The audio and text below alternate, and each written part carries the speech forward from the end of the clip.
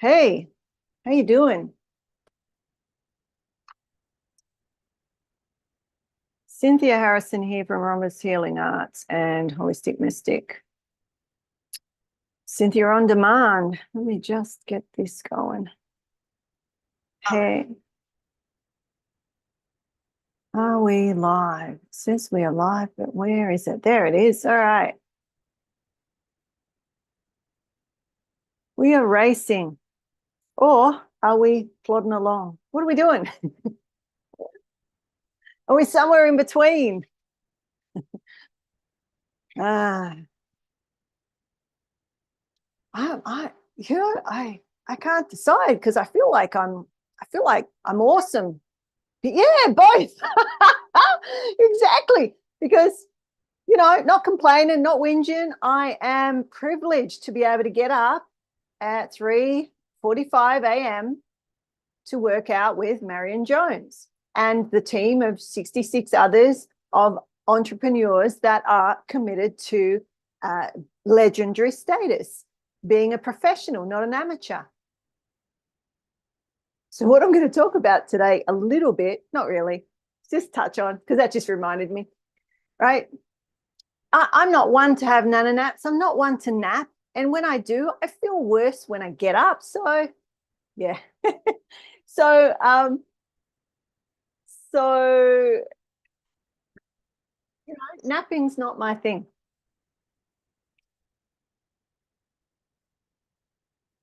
So I'm breathing. I'm being in this energy of uh, creation, in this energy of having a life that is legendary, not good, and not great. Now, there's nothing wrong with having a good life. Who wants a good life? Who wants a great life? Who wants a legendary life? What does that mean to you? Right? I've said that. Yeah, I noticed you didn't put your hand up for that one, but anyway. Yeah, like, ooh, right? What does it mean?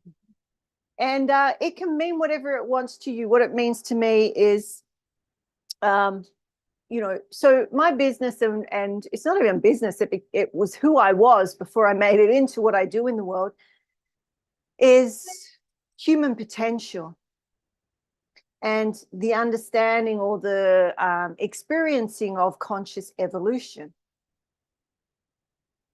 And this is what Rhombus Healing Arts is about. This is what all the programs are about, in some way, shape, or form, conscious evolution. Now, there are different stages in that development. And within that, there are different, I guess, we could say achievements, not quite the right word I'm looking for, in each piece. Okay. We're all in this group of, we've got a good life. But what that means and how that is for each person as good will differ. And what does great mean? What does legendary mean? So there is a painting process, the legendary self. Some of you might have been through it with me, or even somebody else. And it is about looking at your story and restoring it to you being that legend. So almost like the hero's journey, I guess you could look at that, where you start off, or the fool, or as the mystic, you start off as the jester, the court jester. And, we look at the fool or the court jester or the Percival, right? So Percival, it is one of the original hero's journey. He starts off, lot, trying to find what life's about, and he goes through his ebbs and flows and becomes king, right? Or Perceval, right? I believe it's French. Anyway, so what does that mean to you? And I talk about legacy, and again, it's a word that maybe some of you need to Google it. Maybe you have a particular belief in what legacy you're leaving behind, or maybe you've never considered what your legacy will be or is. or even care. And that's cool. Maybe I'm not talking to you today, although what we go into shortly may be something for you. I'm just reflecting, right? Consciously reflecting on your life and how you are in the world regularly, if not every day, multiple times a day, helps you understand with a critical reflection, right? A critical eye, not critical as it, see, these are words. There could be completely a different meaning to what I'm talking about. Critical reflection is when you can look at something as an observer without judgment, right? It's what we really are doing in some ways. We call it something different in when we're connecting with ourselves and we're being that observer of the sensations in our physical body, right? So when we are observing or reflecting after the fact, sometimes you're doing it after the fact.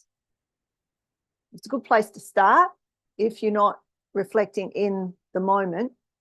At least, you're having a look. Who are you? What are you doing? What triggers you? How are you in those real crunch times? Do you like yourself in those times? Are you the sort of person? Are you the legend? Are you the person who is going to forge legacy for your family lineage or for yourself? What is your full potential? And if this brings up any sensation in the body, make a note or put it in the chat.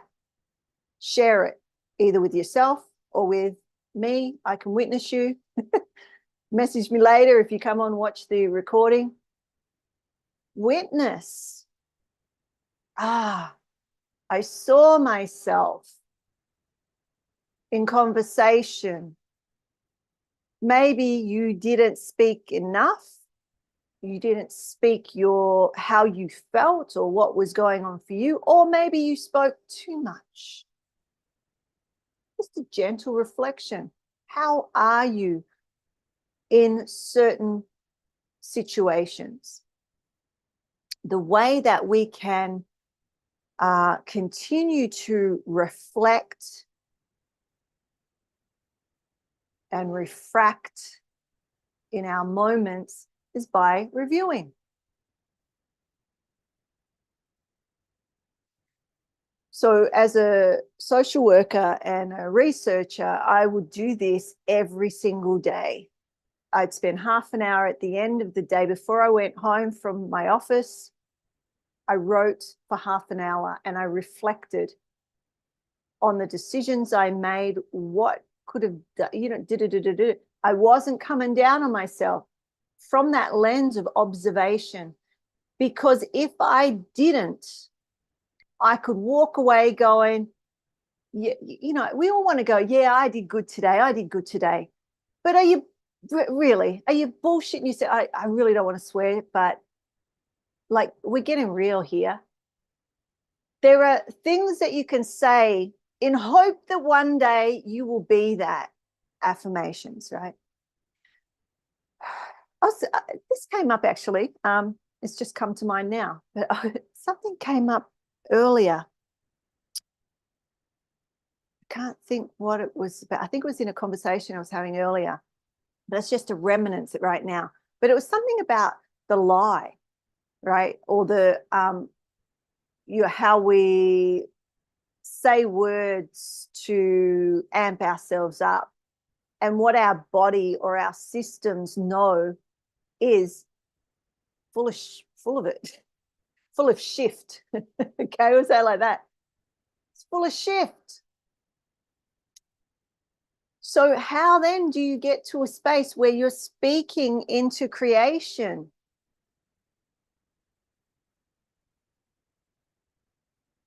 No, I'm really asking you how. Anyone? Anyone got the answer? Right. How?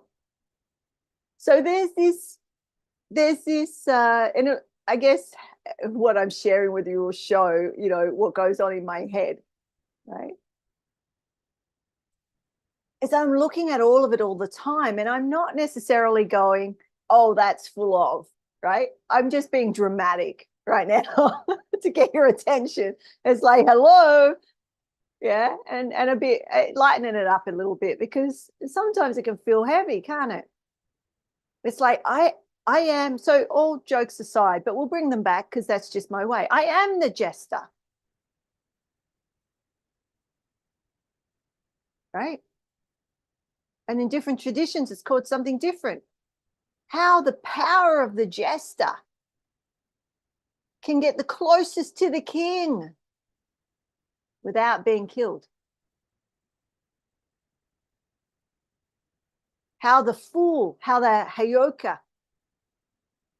who rides backwards on their horse into battle with a broken sword. I'll say that again. Riding backwards in the saddle, so the back to the enemy, with a broken sword. The mad ones, the ones people think of like a little bit different. Hello? Yeah. Who has the power? Not power over, the power to walk up to the enemy because you're not seen as a threat. The change makers. This is my background. I worked in the streets. I worked with homeless families, the most traumatized humans on the planet, and I worked in government at the same time. Heaven and hell. I would talk to the people that are most oppressed and did not have a voice. Some of you stand for animals, right? They also don't have a voice. Or children, they also don't have a voice, okay? And I would translate what was happening on the ground to the bureaucracy that had the ability to give or take those families' existence. And back down again. Because a lot of the people I worked with were illiterate, they were unhoused, they, you know, their children weren't at school, all of this, right? So bridging that gap. What I'm talking about here, so this is change making without judgment. Viewing, translating, right? Translating heaven and earth. Love and fear. Fear, fear, fear of love. Your physical body with all other aspects of the human. Are they all speaking a language that you can understand? Or do you need a translator? So you can observe. But what if you don't speak the language? What are you observing? Have you ever observed conversations in other languages? And how much have you been able to understand? There'll be body language. Yeah. There'll be tone of voice. Yeah. There may be certain words that you can pick up, right? Do you feel that there's an intimacy in that, in your understanding? When you're confident, you know what has been said and shared, to go and speak for that person or those people. Stay with me. I don't know what's coming in, but something is. No, I do. I want to talk about the 3 levels of intuition, right? So I'm alluding to that. But what came in first up, which I didn't plan to speak of, was this reflexive praxis, which is theory and practice brought together. which is what I've spent majority of my life, which is, you know, well over 30 years, practicing. You can have the book smart. You can have all the things I'm sharing with you verbally. You can have all the intellectual know-how. You can have all the degrees, and yeah, I've got a pile of them. Are they important to me? Nah, not really.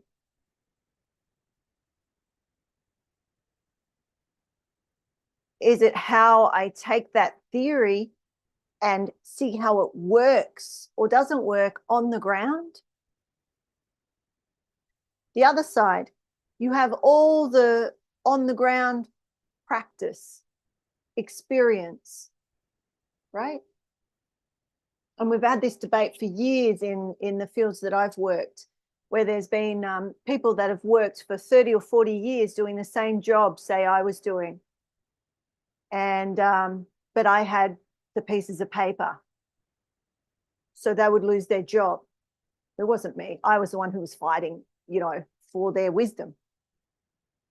I understand the wisdom keepers, particularly in,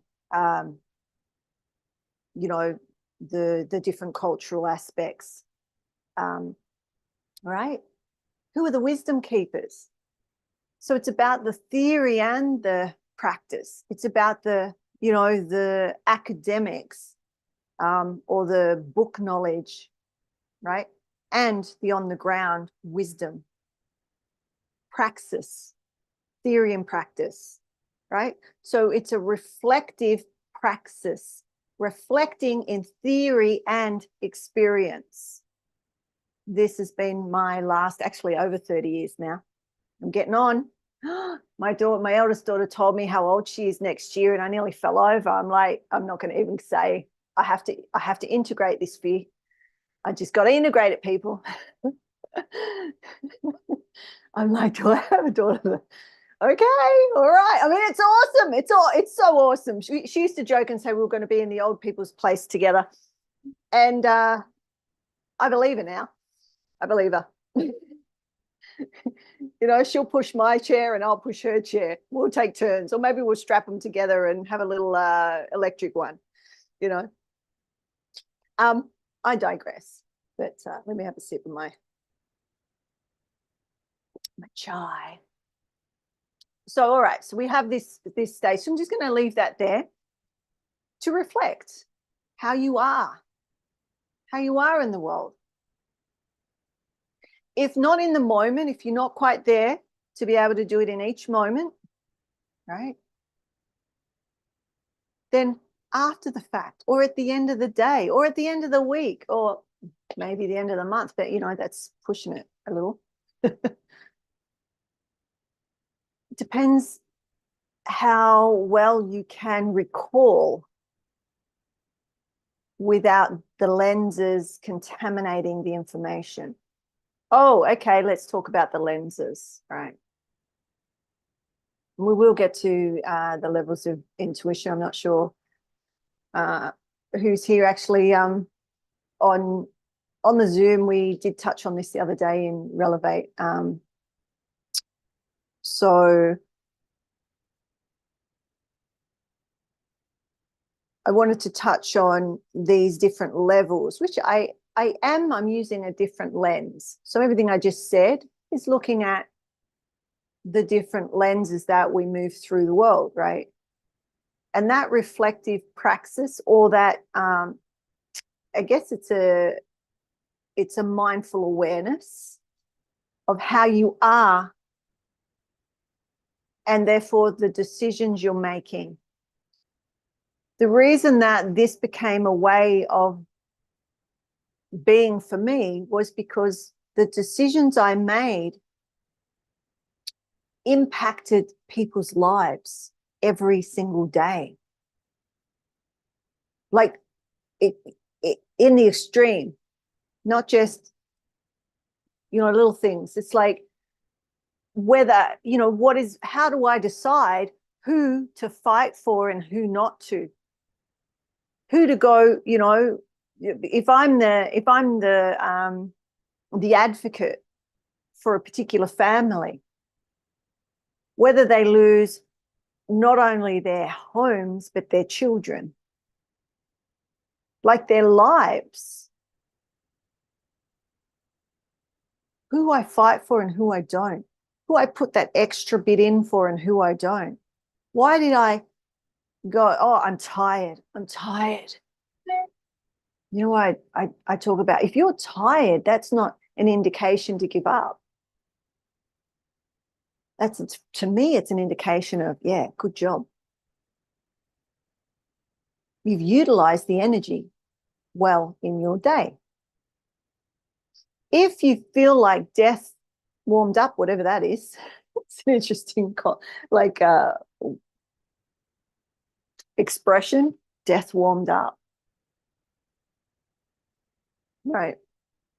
If you feel completely depleted, that could be a belief. You may just be a little tired, but you've been conditioned to, when you're a little tired, it's like victim.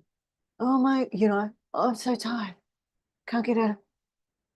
Oh my. Just reflect where you're at. It's no judgment. It's about your understanding your beliefs and conditionings. If you believe, I had an awesome conversation this earlier today. We're talking about all sorts of things, but in particular around how we respond to somebody who we may view as wrong or out of line or cruel or whatever. Just label that person. And that gives us, I guess, the rule of whatever we were brought up with, belief or condition, the encoding, that when somebody's like that, we respond like that. Does that make sense? So if I start telling you you're all full of shift, like really, not just joke, not just bringing your awareness to it. If I start going, what are you going to do? You're either going to be in the comments hacking me down, or you'll turn off, or you'll turn to whoever's in the room and start bad mouthing, or whatever it is, right? You're going to come into a projection for protection. There'll be some sort of response. And if I'm coming at you saying, I'm going to give you all that I have for free, I'm going to support you and I'm going to be here for your questions. I'm going to answer you as truthfully as I know in this moment. And, whatever. And, you're more likely to hang around. And why? Because you've been taught this love and fear business. What if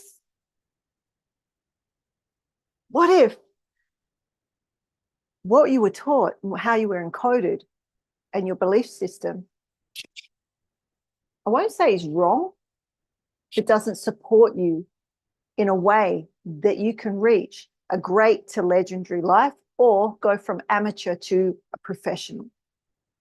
Be a pro at your life, not amateur.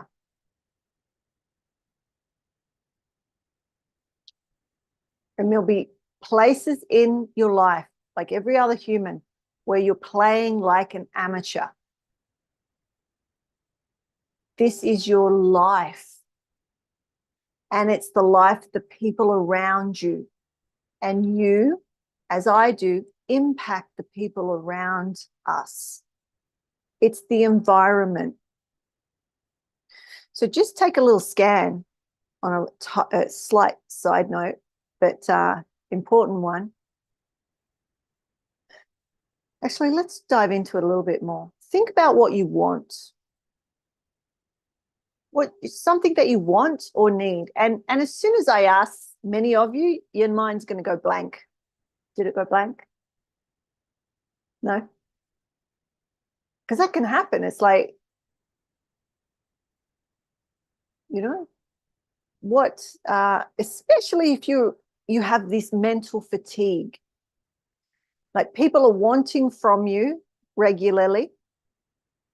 and you're just mentally fatigued, that mental load, sometimes it's called. And then I go and ask you one more question and you're just like blank, because that's part of the stress response, right? So just take a breath. Expand. Just think of one thing that would be really cool to experience or have. It doesn't have to be anything major. It could just be this chai I'm drinking. My mum sent me from Australia. Right? And it's good. I don't drink it that often because, you know, she didn't send me very much, but also it's quite sweet. It's like, you know, not an everyday, for me, it's not an everyday drink, but, you know, I got up at 3:45 a.m. I'm having chai. I worked out with Marion Jones and, you know, 65 other legends. And the reason I tell you that is going to come into play. So share with me, if you game, no, if you would, something that you would like. I would like to experience this, or I'm working towards that. I'm saving for this.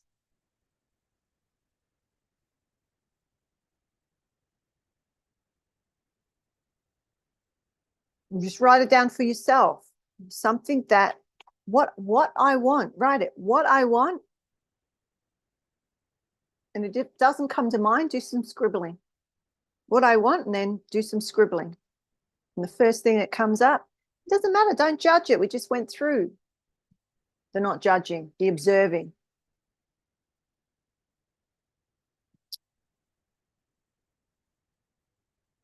And and consider this. So has everyone got something? I'm assuming you've got something. So what I want, and we will get into the levels of intuition in a moment, they all overlay with all of this. What I want. So maybe it's a certain lifestyle. So I just had a little glimmer of what I want. And it wasn't a thing. It was a lifestyle. And it's very close to what I have now, although the choices, the full choice, right, of what I may not be able to see completely, obviously I don't know. So if something happens in your life and you don't have the means to make the choice, whether that's financial, whether that's energy, whether that's health, whether that's whatever that is, time, what are the things that hold you back? You see, because they're all things that will that seem to hold people back. So write down what you want, or think about what you want. But if you write it down, it gives it more oomph. So this lifestyle, for instance, the lifestyle that I would like to tweak, right? Meaning I would have more choice. And I was looking at what are the words, because meaning making is important for me in my life, right? That's something I value. Understanding others' meaning, but also what I mean when I say something. What's the meaning? How is that interpreted? Are they really getting what I mean, what the essence behind the words are? Or are they hearing the word and taking the word on what they believe it means, which isn't a knowing? So therefore, there's a glitch in the meaning, in the intimacy of how we connect, right? So what I want and what I'm willing to give to that, what I'm willing to put into that, what I'm willing to shift for that. So have a look at what you've said, what you want, and what you're willing or not willing. Often people are more aware of what they're not willing to do, which isn't also a great way of getting to what you're willing to do, because you at least know what you don't want.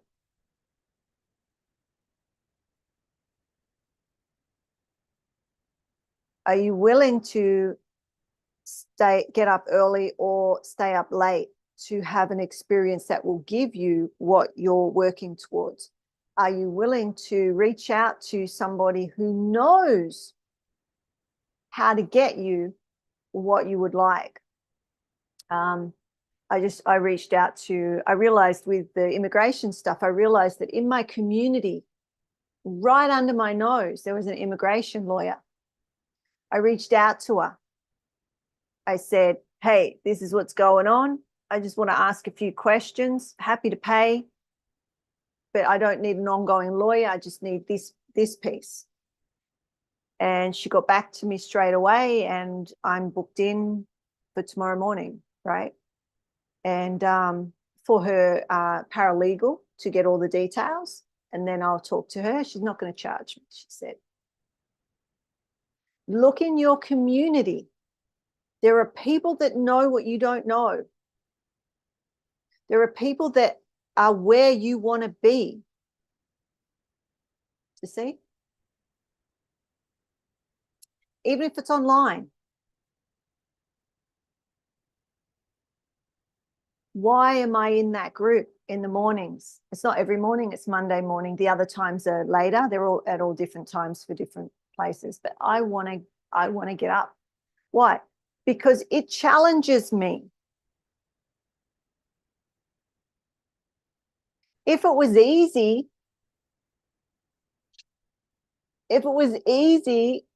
I don't know, this is I guess my conditioning. If it was easy, would it be as valuable to me? Would it create any growth? Because I'd be in my comfort.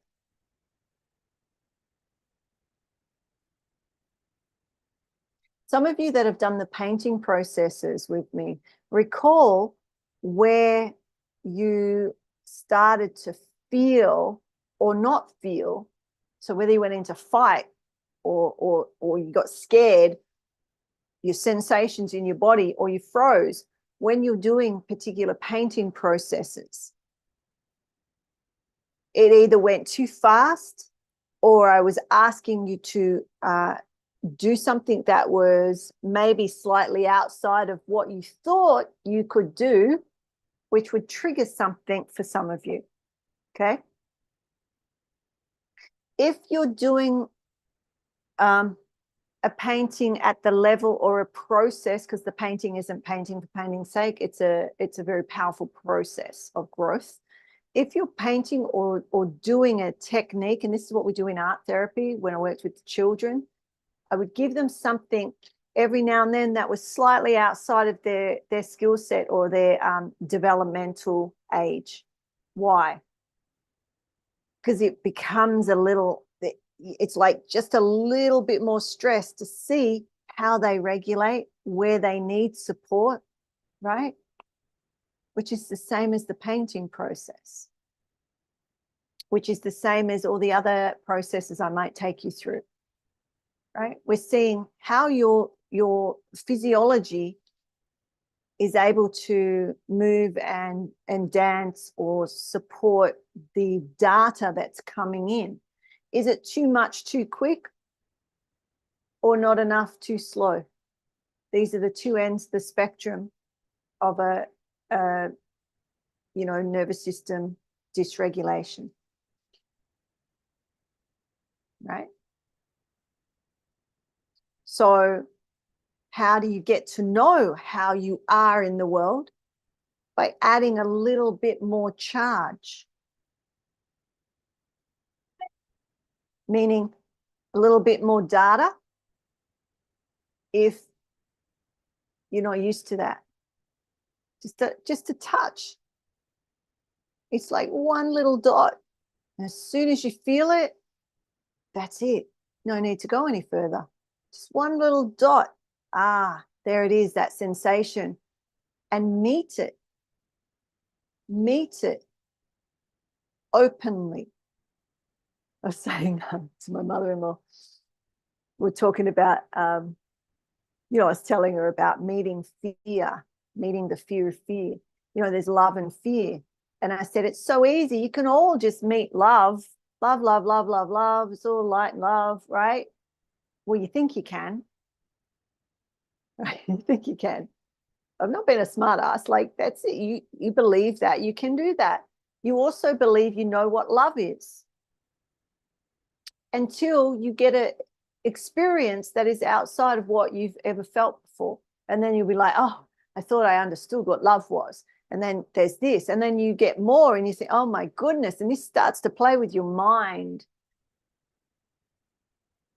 How can I love even more and even more and even more and even more? Because it's infinite. But me telling you that won't give you the knowing of it, right?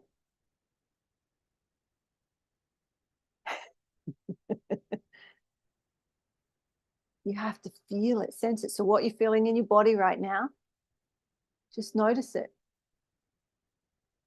Just notice. Ah, there you are, old friend. Okay. And it's like you're meeting fear instead of, in the past, we used to go, especially if I'm ex-unarmed combat, military and martial artists and all the rest of it, right? I'm going to be holding my ground or coming at you. Rarely I'm coming at you, but do you know what I mean? Depending what role you're in. So there's a fear. Are you going to drive at it like the enemy? And this will be triggering some of you. Bear with me. Because if it's triggering and you move away from it, it's going to forever trigger you. If it triggers you and you can sit and breathe and be with it while you start to experience the voltage in your system, it's uncomfortable, yes. But as we feel discomfort and move away from it, we never get enough charge to heal and integrate it and be able to use that energy in our everyday life. Why? To become pros rather than amateurs in our own lives. We're just whittling away at our lives. Oh, that'll do. That'll do. That's good enough. I mean, now I know why I get to teach this, because I can tell you some of the sayings I had when I was younger. Near enough's good enough. Good enough's perfect. Near enough's good enough. Good enough's perfect. Yep. Amateur. Right? I remember having this conversation with my youngest daughter because we both have similar minds. And, we have some types of, like, we have ways of knowing that we can get information pretty easy, right? So why try any harder?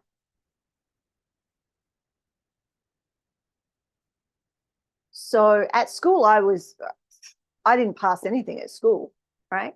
But when I got to, I went back and did school as an adult, and then I went to university. I was getting high distinctions and on the dean's list twice, top 15% of the university twice for different degrees, right? All this sort of stuff. I wasn't trying.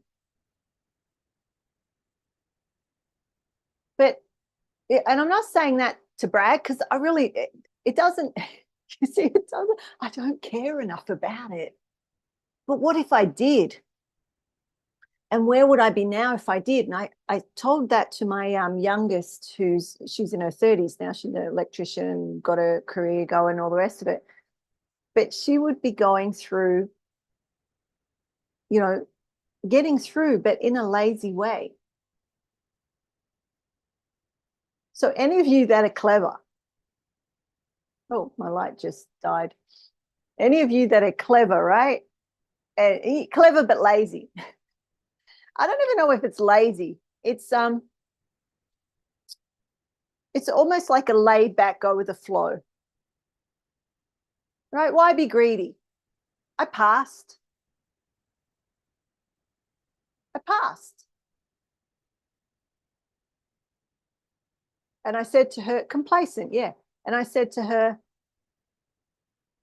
we have this coding in our family, because my dad is a genius too, right? My mum also in a different way, but it's always downplayed. You never said what you were doing. You didn't share the accolades or the things you were doing. You were studying or whatever, but it wasn't like, oh, what are you doing? What are your marks and all that? Like, it just wasn't talked about, right? So I said to her, this is the lineage that you come from. And what I learned was, at the age that I was when I was telling her this, that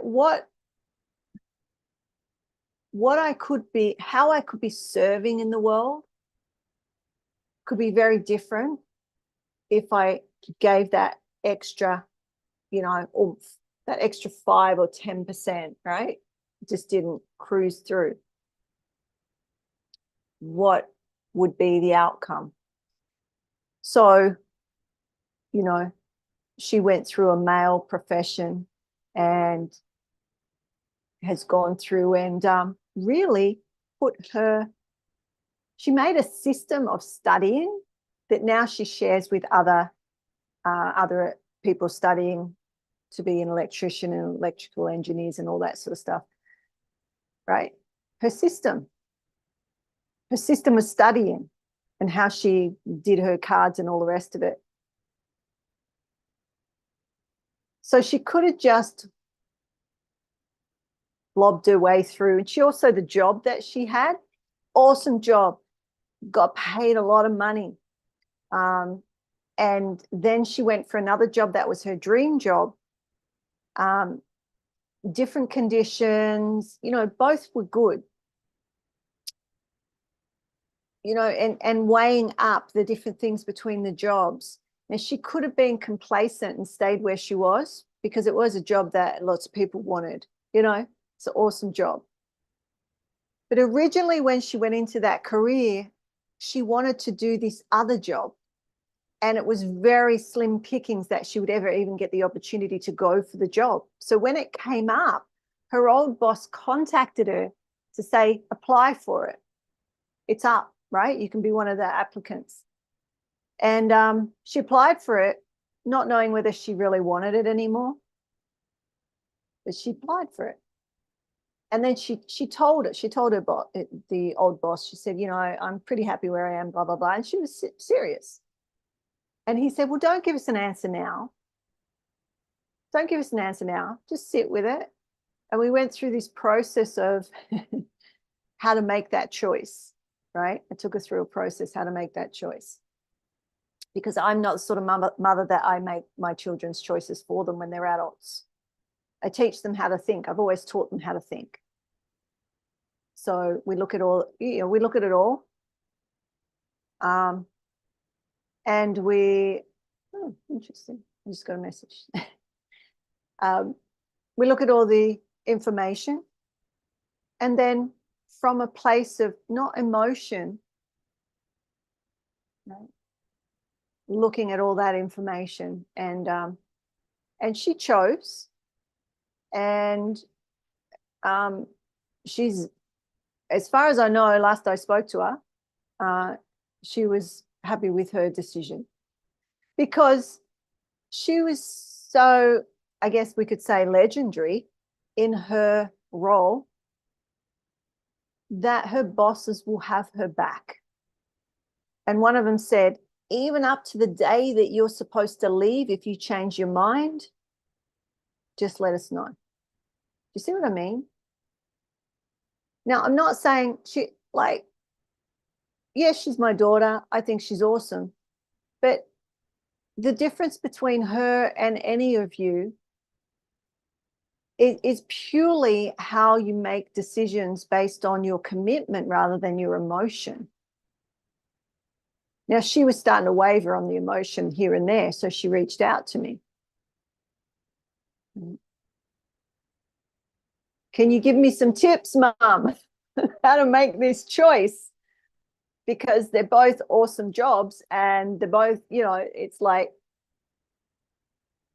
So anyway, point being, you can go along, living your life in comfort, right? Complacent, without intention, being good enough, near enough's good enough's perfect. Like, I look at the woman who used to say that, and I'm thinking, man, she was amateur. She was amateur. Me, I was amateur. Complacent. Because I guess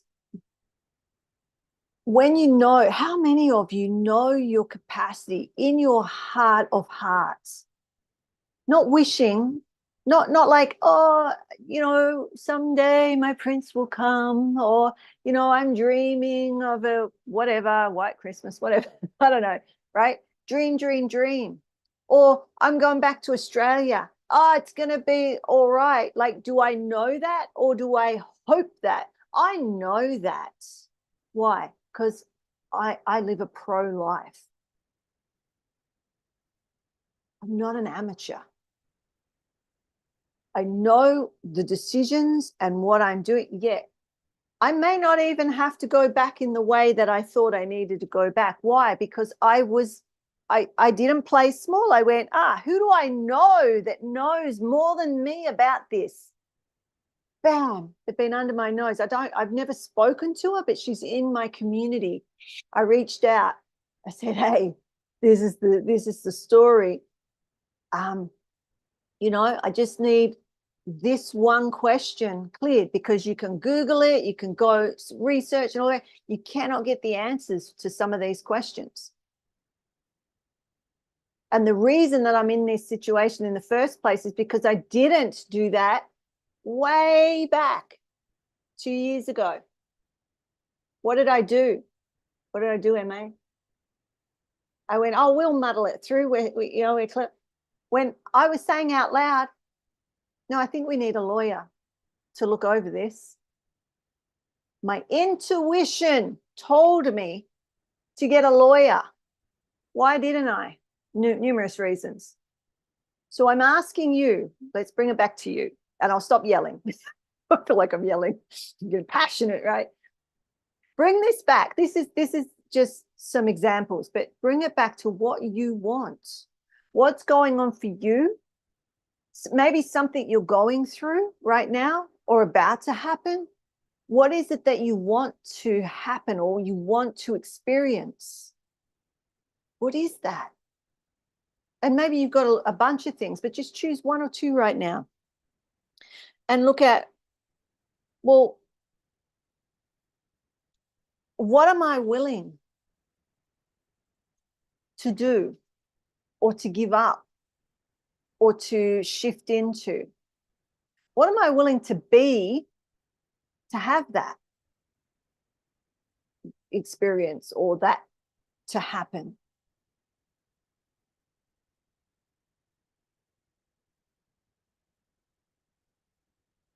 How much time are you able to give? Well, it really is willing, right? If there's something you really want and you say you do not have time, I'm going to say, connect with somebody who can show you where your time is. Connect with somebody. You can just rock up here, right? In our online and ask questions, I know people who worked a 60-hour week while they built their business to, well, she's earning like beyond what I can even comprehend, right? But in the end, when she started making 6 figures, she was still working. I was too. I worked for, right? So if you're in another job and there's something else you want to do, don't allow your time or your energy, right, your tiredness to prevent you, because you may just need a few little tweaks, or somebody in your environment, somebody in your community to go, oh, yeah, this is a little tweak, or this is a skill that I brought in that could change your life.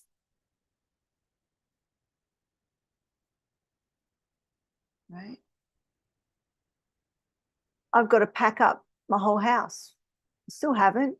I leave in 4 days.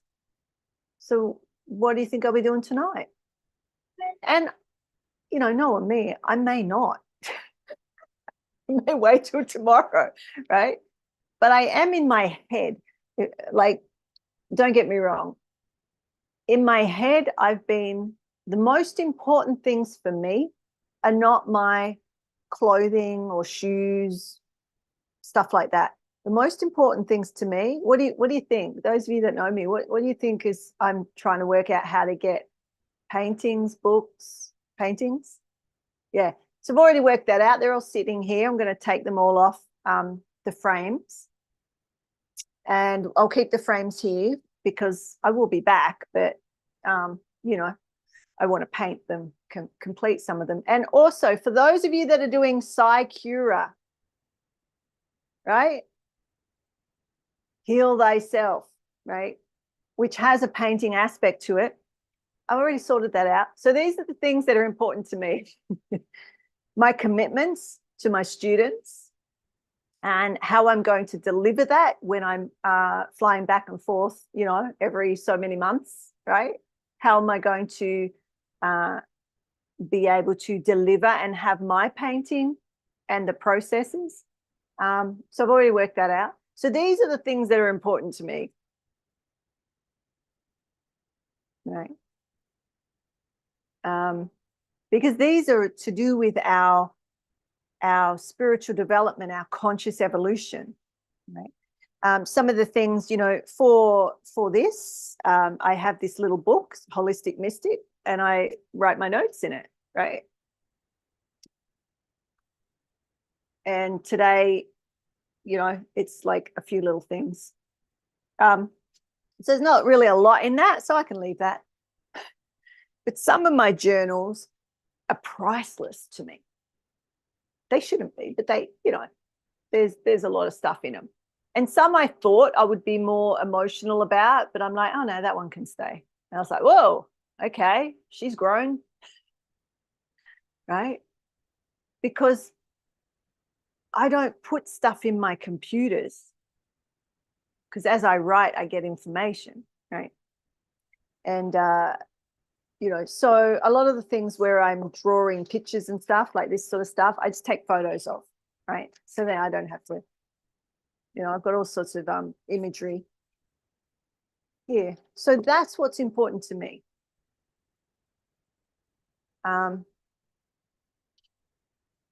So let me get back on track. All right, so let me look at my notes.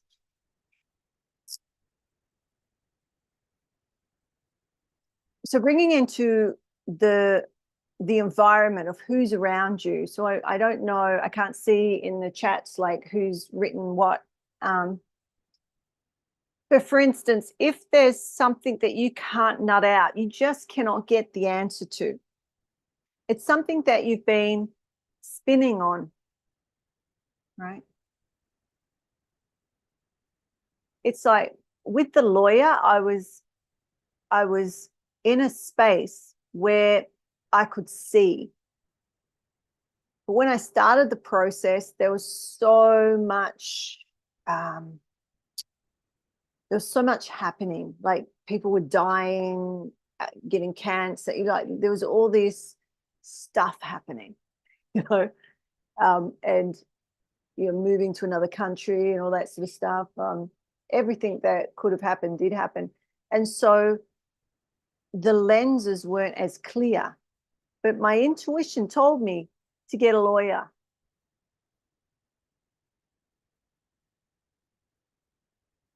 I mean, the process, I mean, there's a lot to it, but it's not that hard. You just got to read everything. But it was there was a point where the timelines were out, and that's what screwed it up. So it's a glitch, and I could fight it, but I could just start again. And so we may fight it. So I'll find out tomorrow whether it's worth the heartache, or we just have a break and then we just start again, right? Because now we know we've gone through the whole process, and we know it. So who do you know in your environment that has the answer to what you're struggling with? So I didn't know this woman at the beginning. She's come into my field around December, right? So it's a little bit of timing, but I could have gone and done some extra work. I could have been a pro, not an amateur. Where are you being an amateur? Where are you being a pro in your life? Do you see the difference? It's like there's no judgment on it. It's just an awareness of I need to step up here. If I want that outcome, these are the things I need to do to have that outcome. To sit and think that you're going to get that outcome, whatever it is that you want, without taking those steps. You're playing hobby horse. You're just playing hobby horse. You're going to rock back and forth. You're not going to get anywhere. Right? Unless you've got a lot of skill, because we used to manipulate those hobby horses when we were kids and fly across the carpet, but that's another story. Most of the time you're just rocking back and forth, or you're on the merry-go-round, on the horse on the merry-go-round, round and round and round and round. You want, like in Mary Poppins, where they jump off and start riding around into the sunset, right? You want a horse that moves. You want a vehicle that moves. You don't want to just sit there and think, oh, well, if I say nice things to the universe, that it's going to land on my lap. Right? Oh, I want to meet a nice man, or I want a nice house, or I want health, or I want wellness, or I want financial freedom, or I want to, I want my immigration sorted. Zing, magic. We know miracles happen. Miracles did happen. Miracles are happening. We might not like them, but watch. Watch. Do you get what I just said? What you think. So I was saying to somebody about the immigration stuff that I haven't gone around sort of telling everybody, because the first reaction people go is like, oh my God, what are you going to, right? They go into their fear, and I don't want their fear.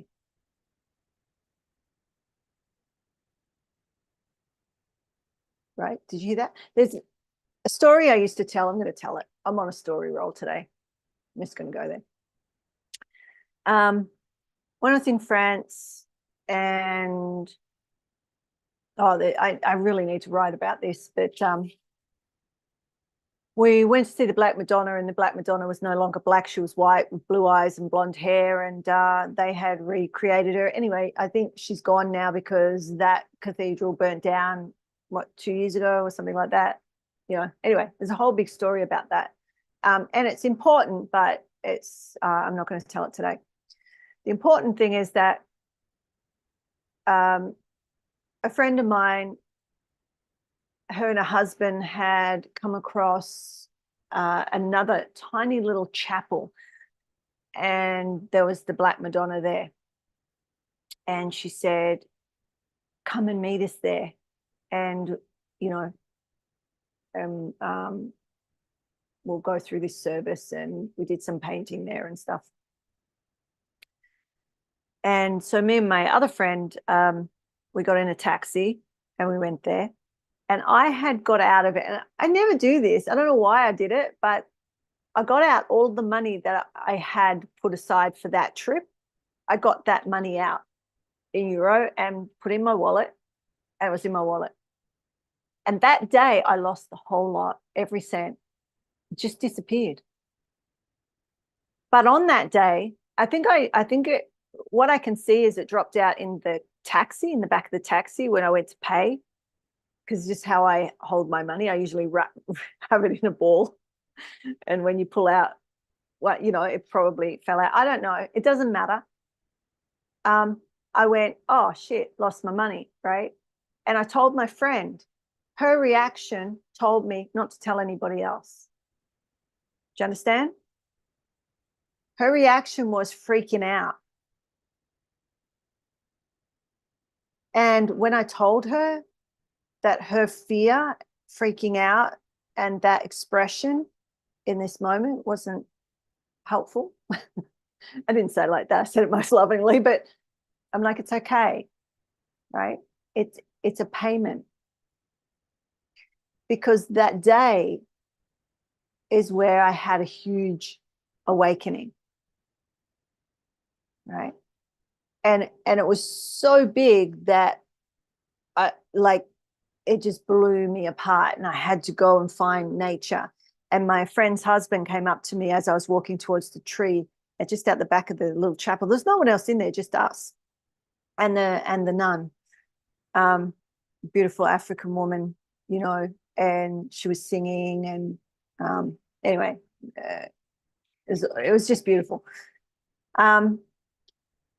And I knew I had to get to nature, because the amount of charge that had just come in, my body was finding it difficult to integrate. So I needed nature. So I knew enough, because I'd had multiple. So there's multiple heart awakenings, right? There's not one, there's multiple.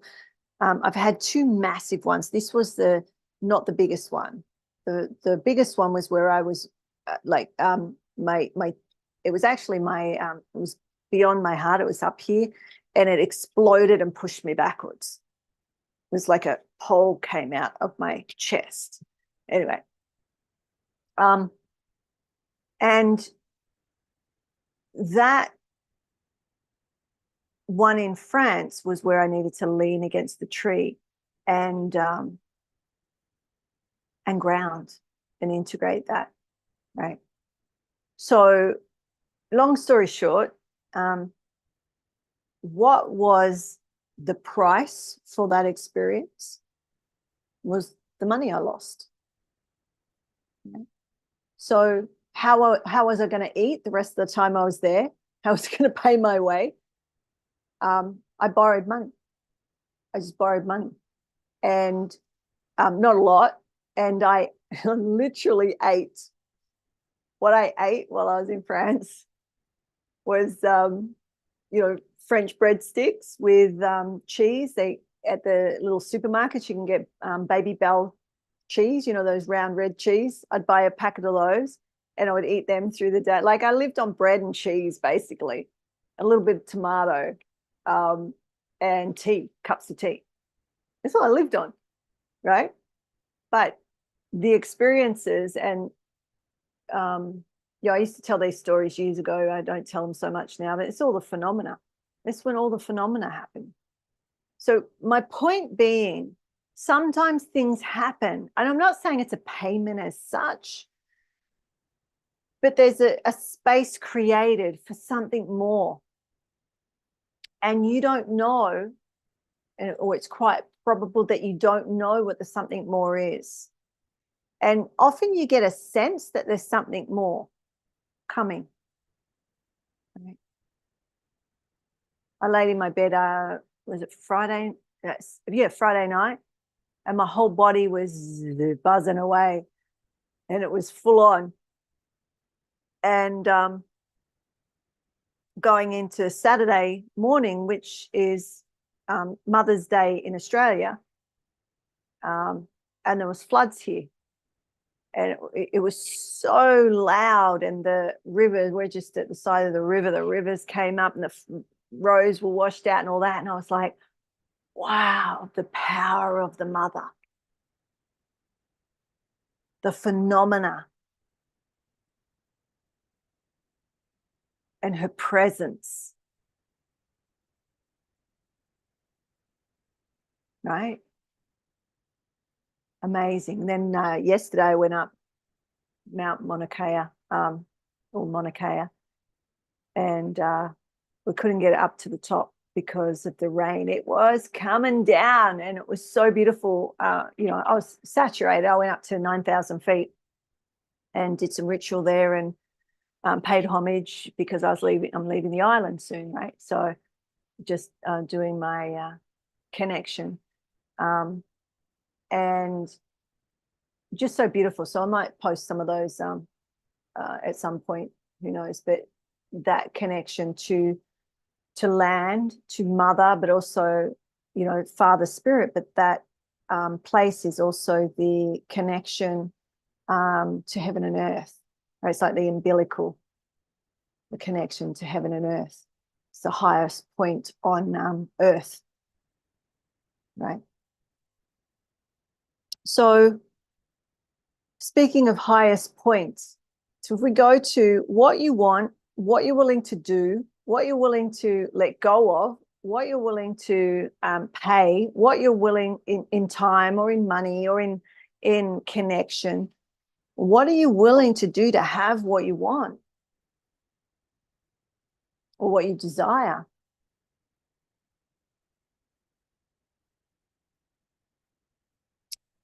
And who are the people that could give you their knowledge or their understanding, right?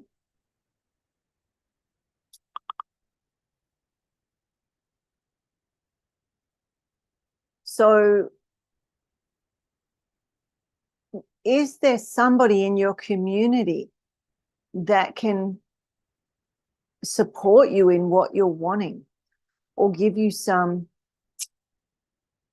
guidance to make a long process short? Your proximity to those that know is what's important. This is why community, whether it's paid or free, right? But there's lots of opportunities, you know, to share what you're needing to get to where you want to be, and seeing, well, who has that skill, right? Who has that skill or who has that knowledge that they can share that with you to shift where you're at or the way that you're playing your life or you're living your life. Some people don't like to say play.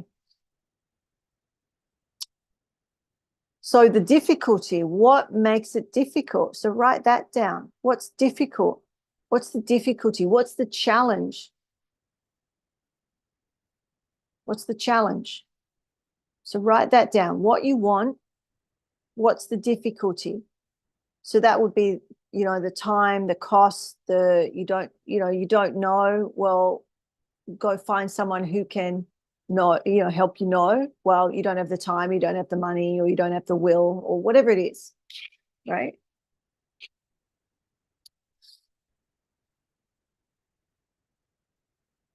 What are the resources you're lacking? And start to think about, so this is what I'm suggesting. Start to get yourself into communities, whether it's this one or somewhere else, right?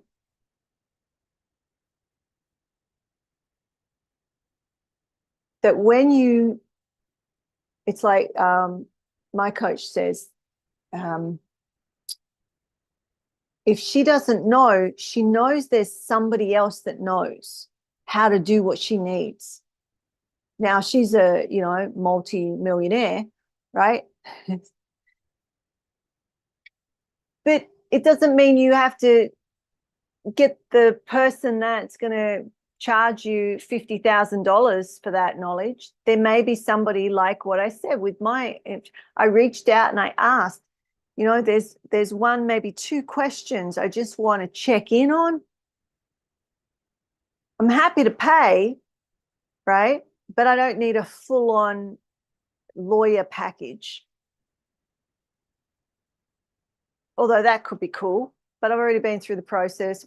You know, I understand I've got all my paperwork still. It's just that there's some little bits at the beginning that I've got to make sure, right? And it's not clear. And she comes back and offers her services because she's a colleague. She said, just tell them you're a colleague and they'll book you in with me, right? After I've done just give them all the information, right? So where can that happen for you in the situation? It might be you're building a house and there's something. I can remember years ago, I wish I was who I am now back then, because, oh my goodness, what we would have built now. I kept getting stuck on, it sounds bizarre, sewerage regulations, because I had this property and I wanted to build artist in residency, like little huts and a studio, a community studio and gallery, and there would be, visiting artists from all over the world, and they could stay there, right? They needed water and sewage. They needed to be able to wash. Like, there was a river there, right? So stuff like that. And I researched people. I'm not stupid. But the laws at the time would only permit certain amount of people, blah, blah, blah, right? And now there's all updates and everything. I could probably do it now. I could work it out now. But I probably didn't, use the resources that I could have to make that happen. And why? Because I was still playing amateur. Do you see what I mean? Like a pro would not be scared to ask for help or to ask somebody that they don't know if they know somebody that could probably help, networking. So bring that back to your life, where you're stuck. Is there somewhere that you feel stuck, or you can't see a way forward, or all the ways forward you can see aren't going to answer your question? However it comes across, is that happening? If it is, right, send a message or come on and see who else has, or put it into the Facebook group or the Instagram or wherever you're watching from. Who's in the community that can support you?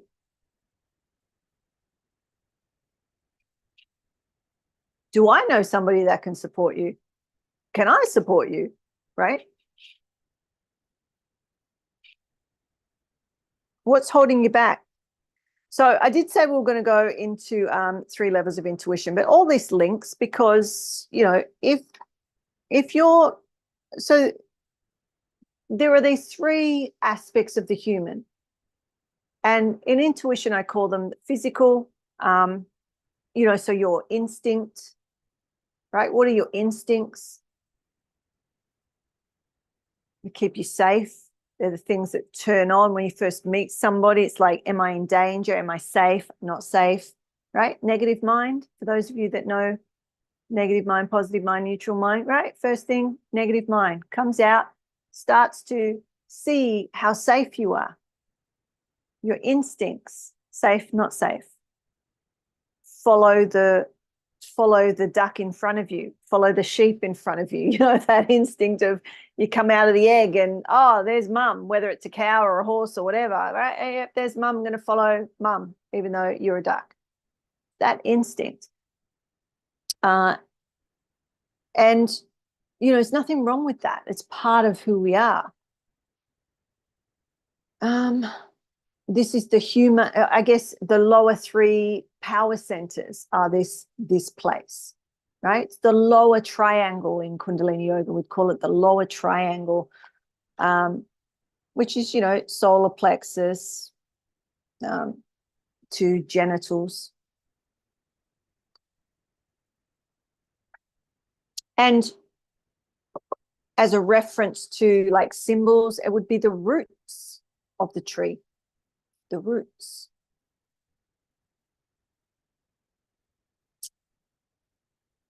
And in intuitive studies, we generally say that that second triangle, or that next part, is the intermediate. Oh, I call it the intermediary purely because this part of the human as a species is, when that's activated, we start to be able to get information from intermediaries, spirit guides, information, all the psychic information, intuition, as you would know it, right? So we can go deeper into that if you want another day. And this is that real creative stage where, as you know, the Kundalini starts to rise and you start to get all this information and whatnot, you go through past the instincts and whatnot into this creative energy. And this is where most people, and so let's link in, because I said we were going to link in the ego. So we have the physical ego, which is that, you know, comes in that lower stage, which is what most people talk about, the ego, right? This aspect that keeps you safe, that tries to keep you safe or attempts to keep you safe, right? And often, you know, it can come to a place where it's actually giving you information that is preventing you from being a pro, and it's keeping you in amateur. You know, not living a fulfilled, thriving existence. You're surviving. Yeah, it's doing its job. It's keeping you alive. Awesome. Thank you. Then we go into this intermediary space where this is where the spiritual ego starts to come in. And the spiritual ego is still fighting, because it's gone from this lower density to this sort of mid density or mid section, where it has all this so-called power or ability, but there's no wisdom yet. There's no wisdom. You're creative, but you're not fully aware of the fears, or the fear of fear, the fear of love, the ego, right? How that's holding you back, how it's preventing you from moving forward. Because it's so ingrained in how you are as humans, as we are, right? I'm human too. That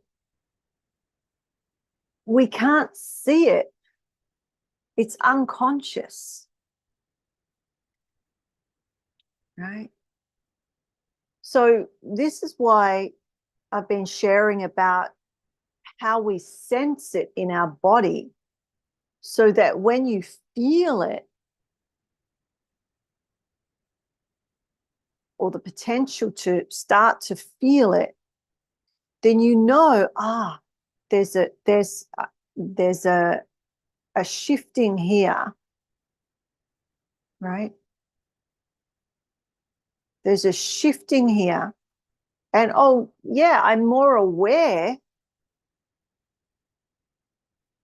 I've shifted up the totem pole, so to speak. Or I've shifted up the maypole. That's what I meant, maypole. Anyway, throw that one out there, didn't I?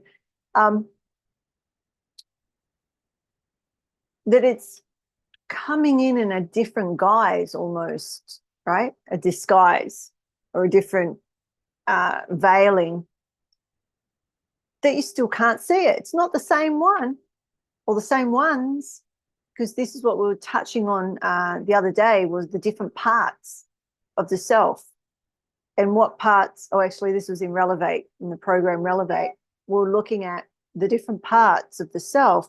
And how do you know when those parts are adaptive strategies or protective strategies or aspects of ego, or intermediaries, guides, spirit, you know, you're tapping into information beyond that, right? How do you know? I'm not saying how do you know. How do you know? It's your information. Do you have a sense of how you know? Right. So we could go on and on about that, but we've got to get on because I'm way over time today. And then we have divine intuition, which is that purity of unconditional love. Or what on earth does that mean? It's impersonal. It's where there's the bridging. We're bridging to a union of conscious companionship, co-creation. Some people take co-creation out of context, but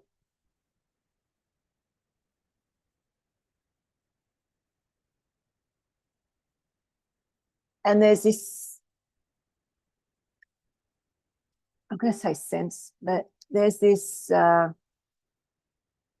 guess, fear. Let's say fear, right?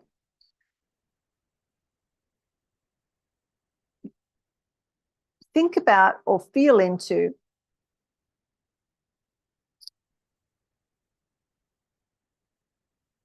if you have a vision and you became that or you got that, right? So whether it's what you want, I didn't really say a vision, but like what you want, but you have a vision of, maybe it's a lifestyle or a relationship or whatever it is, right? You have that vision or that goal, but let's just say vision for now. And you have that. And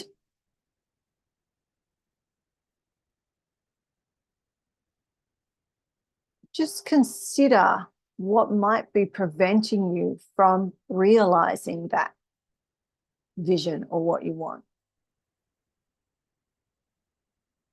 And just see if you can tap into that. Those that I guess have worked with me for a while, you'll get a sense of what I'm talking about. Now I'm just giving you a hint by saying that, right? Because all the words and all the ideas and all the questions, they come back to what? The vision or what you want threatens how you are. If you get what you want or you become that vision.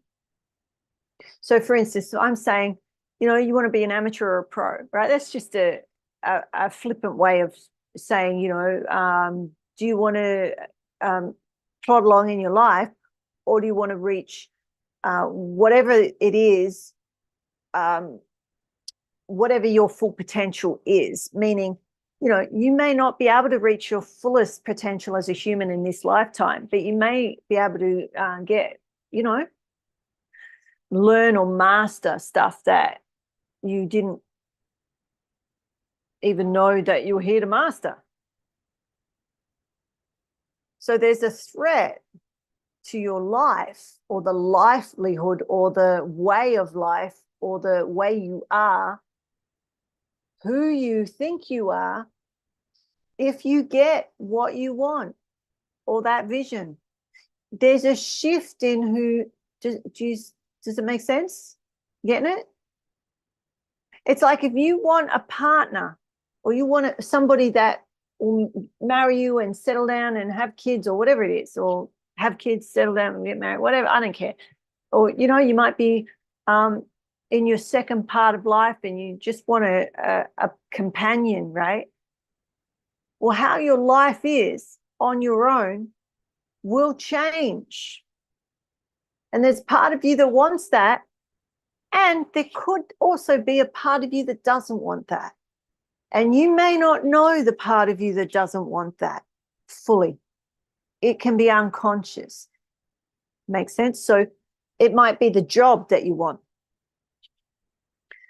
Right? I gave the example of my daughter. Like my girls, they would just apply for stuff that, and I did it too. I would apply for stuff that I was no way qualified for, but it was practice. Because the more you do that, and it's the same showing up here and talking about all different stuff, right? What am I doing? I'm practicing. I'm practicing my craft, which is speaking about things that are intangible most of the time, right? You know, when I do series, I reach out to people that I used to think, there's no way, I would never even bother asking them. I just ask them. If it's a yes or a no, it doesn't matter to me. I'm not invested in a yes or a no. Because that would be my emotion. Oh, I hope they say yes. No, I'm going to ask them because I see the quality in what they could give to the community. So I'm going to ask them. Whether it's a yes or a no, it is what it is. Often when people say no, it's because the timeline's out. So then I can go back and say, well, this is the next one. Are you available for the next one? And book them for the one down the road, right? Back in the day when I first started out, there was no way I would even approach, let alone approach twice and say, oh, okay, you know, da-da-da-da. There's a difference in the leadership in the amateur or professional. Like, what are you willing to do to get what you want? I'm willing to ask. Are you going to say yes? Or are you going to say no? If I've ever asked you or shared with you some program or whatever, right?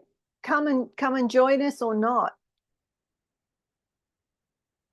I'll never beg you. I don't need you. I don't need you in that way. But you might need something in the program or one of the participants, right? Or the community. Do you see what I'm saying? Now, everything that I do, even these lives, I learn from. So when I say, I don't need you, do you know what I mean? I know that everything that I do, I'm learning. I'm learning. I'm mastering. I'm practicing. Right.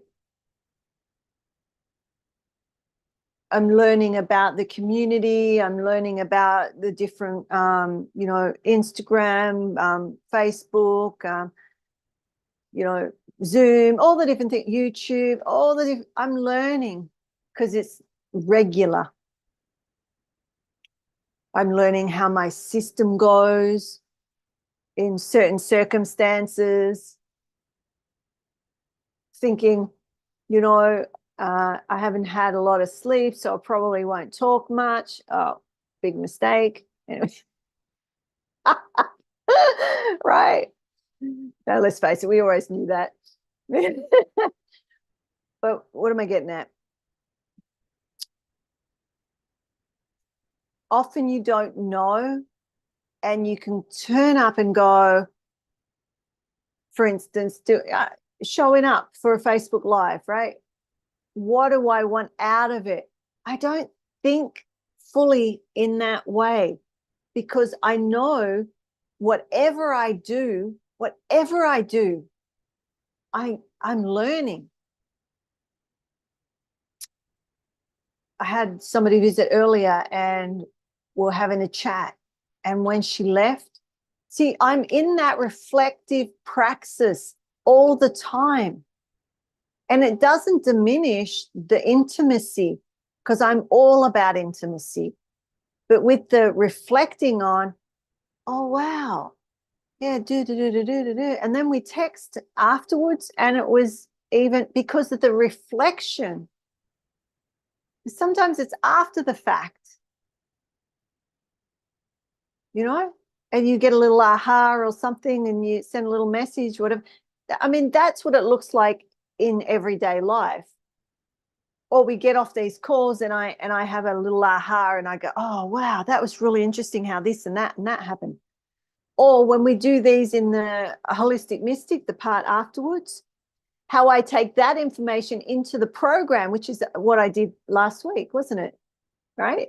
Oh, well, maybe you weren't there, but when we went into a process in holistic mystic, and it was so profound that I reflected on it the next day and then took it into Relevate and had Relevate, the participants in that program, go even deeper into that because of what we learned from the dipping the toe in and the experimenting. It's all about human behavior and how I can see it, what I'm learning in the moment. You know, I understand. I'm a social scientist, right? I'm a mystic, but I'm also a social scientist. I'm a researcher. I'm watching, I'm looking, I'm going, oh, wow. And now we've learned something completely new. Why? Because of you, the community, and us coming together and me being able to see it in a certain pattern, to then bring it in another way and go, oh, let's recreate this deeper. Okay. What's the outcome? How is that, you know, how is that working for the people on the ground? You know, your feedback. Why I'm asking continually for your feedback, more so in the programs, but even here, right? Give me your feedback, because I look at it, I integrate it, and I see what's missing in certain pieces. And we be curious about that to see, oh, what else? Okay, well, if we bring that piece in and that piece, right? Because you're all individual, yet you're all human, part of the human species, I'm assuming. Oh, there might be a creature watching from somewhere, someone's cat or dog or frog, you know. Yeah. So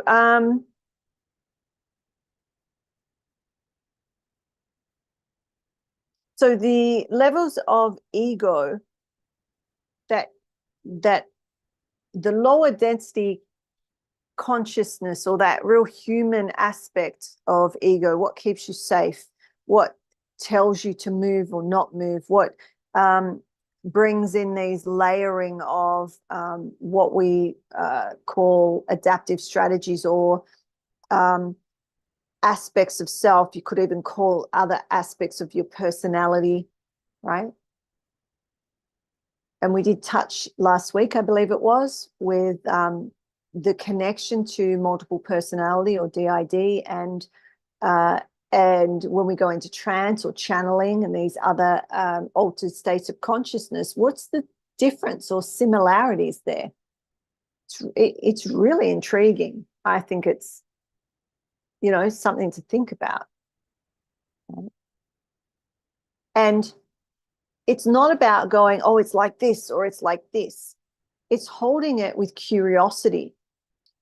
And in that way, anything else that might need to come in has the space to come in and show you something else. That's what excites me. That space between the space, which is where I like to live. Right? So you know, if you want to talk about flow, it's not necessarily just going, you know, oh yeah, wherever I go, wherever I end up, I'm cool, I'm good, I'm good.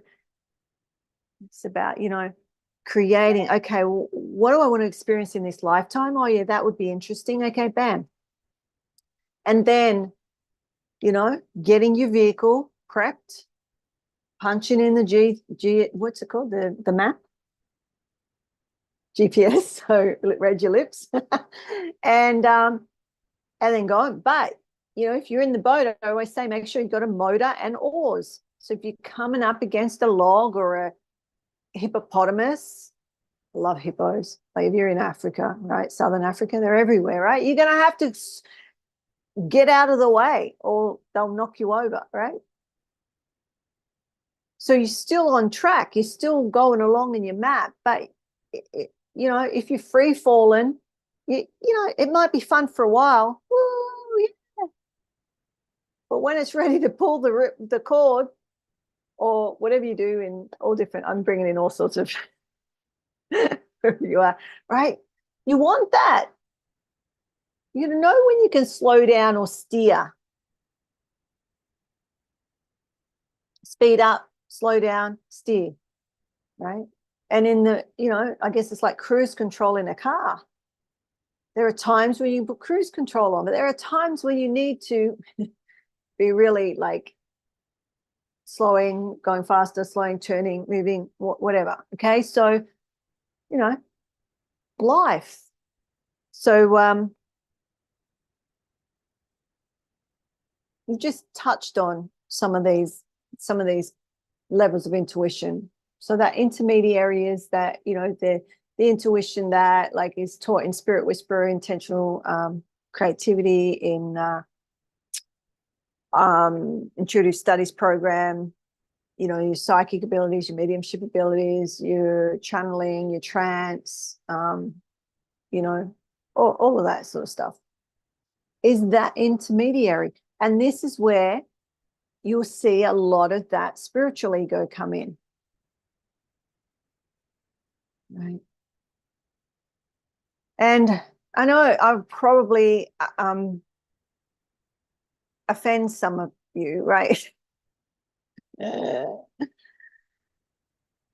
And that will be a spiritual ego. That's all I'm saying.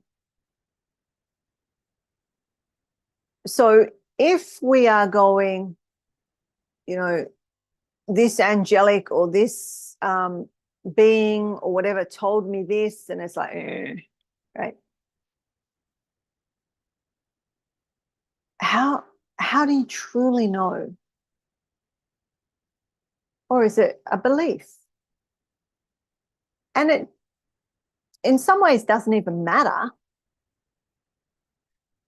Because if we go to how we navigate our fear of fear and our fear of love, it's whatever makes it acceptable in our lifetime.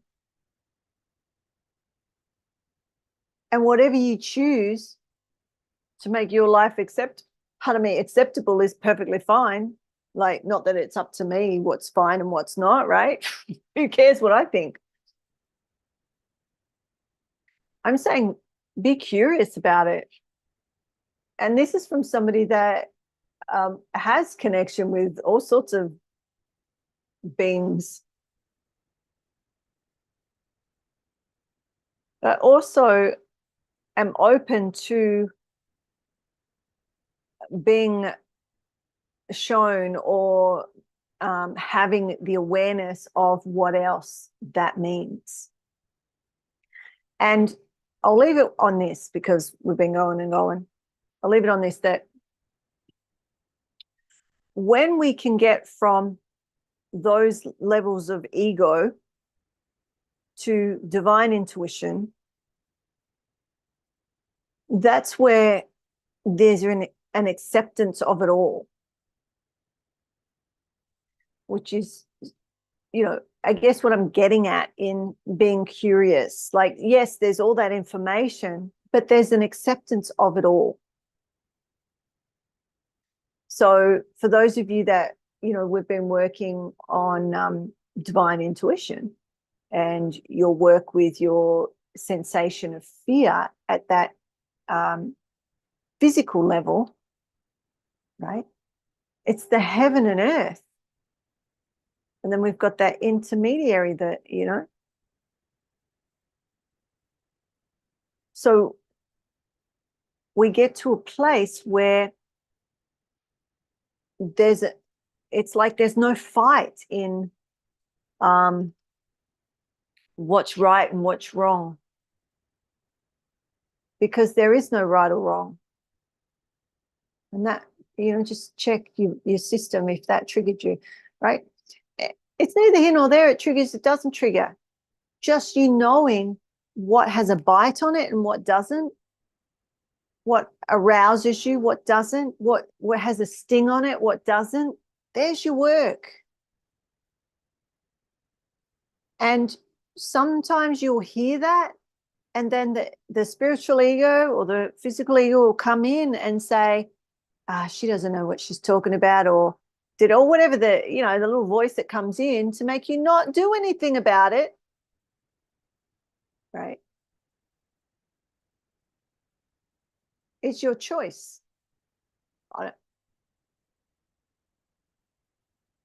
I'm going to love you regardless, but will you love yourself? I understand it. Studied human behavior since I was like 14, 13.